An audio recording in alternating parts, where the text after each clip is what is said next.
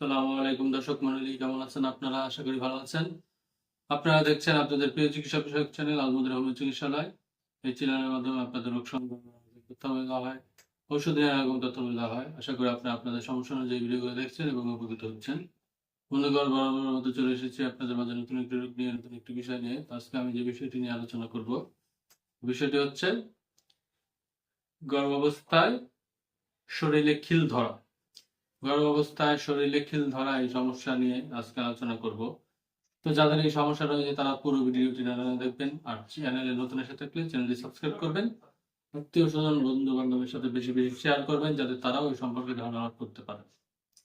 তো বন্ধুগণ, প্রথমে আমরা জেনে নিই শরীরের খিল ধরা কি, কি কি কারণে হয়, কি কি সমস্যা হয় এর মাধ্যমে, এবং কি কি ওষুধ সেবন করতে পারেন আপনারা সে সম্পর্কে ধারণা এখন আপনাদেরকে দিব।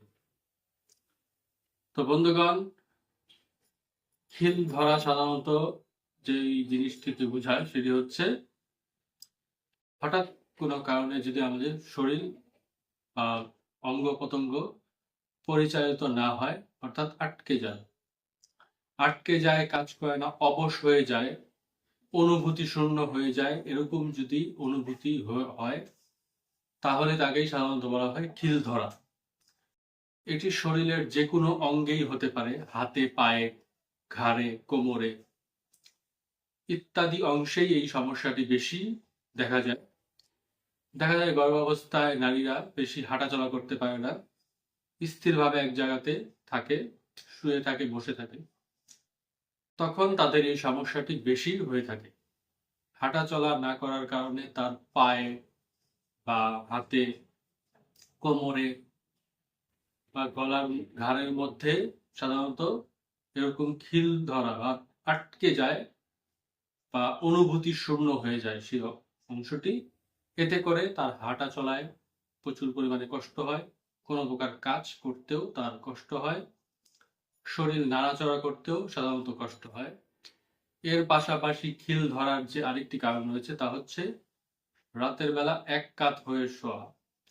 রাতের বেলা এক কাত হয়ে শোয়ার কারণে অনেক সময় ঘাড়ের খিল ধরার সমস্যা হয়, অর্থাৎ ঘাড় ঠিক মতো মুভ করতে পারে না, অর্থাৎ ঘোরাতে পারে না এদিক সেদিক, এক কাত হয়ে থাকে, প্রচন্ড পরিমাণে ব্যথা থাকে, ধরা যায় না এমন ব্যথা থাকে। যেই অঙ্গে আর কি খিল ধরা হবে সেই অঙ্গতে প্রচন্ড পরিমাণে ব্যথা থাকবে, সেই অঙ্গতে কোনো প্রকার বোধ শক্তি পাবে না। এটি সাধারণত কয়েক ঘন্টা থেকে কয়েক দিন পর্যন্ত হতে পারে। তো খিল ধরার এই সমস্যা যদি কারো হয়ে থাকে, সেক্ষেত্রে তাৎক্ষণিকভাবে সে ঠান্ডা পানি সেখানে ব্যবহার করতে পারে, সেখানে মালিশ করতে পারে ঠান্ডা পানি, এতে করে কিছুটা কমতে পারে। তার পাশাপাশি যদি লক্ষণ অনুযায়ী কিছু আমাদের হোমিও ওষুধ রয়েছে তা যদি খাওয়া যায় তাহলে সেক্ষেত্রে আরো ভালো কাজ হয়। লক্ষণ ভিত্তিক আমাদের বেশ কিছু হোমিও ওষুধ রয়েছে, সেগুলো আপনারা আমাদের থেকে নিতে পারবেন। নিচে আমার নাম্বার দেওয়া থাকবে, এখানে আপনারা যোগাযোগ করলে আমাদের থেকে ওষুধগুলো আপনারা নিতে পারেন। পার্সেলের মাধ্যমে সারা বাংলাদেশে আমরা ওষুধ সরবরাহ করে থাকি। চাইলে আপনারা পার্সেলের মাধ্যমে বাংলাদেশের যে কোনো জায়গা থেকে ওষুধগুলো নিতে পারেন। পানিগরস্থ হোমিও চিকিৎসকের পরামর্শ নিয়ে আপনারা ওষুধগুলো যদি সেবন করেন, আপনাদের এই সমস্যা পুরোপুরি ঠিক হয়ে যাবে ইনশাআল্লাহ। তো বন্ধুগণ, আজকে আমি যে বিষয়টি নিয়ে আলোচনা করলাম, অবস্থায় খিল ধরা, এই সমস্যা যদি আপনাদের হয়ে থাকে অবশ্যই ভিডিওটি দেখবেন, আত্মীয় স্বজন বন্ধু বান্ধবের সাথে শেয়ার করে দেবেন, যাতে তারা ওই সম্পর্কে ধারণা করতে পারে, এবং আমাদেরকে জানাবেন আপনারা কি কি ভিডিও দেখতে চান বা কি কি সমস্যা আপনাদের রয়েছে।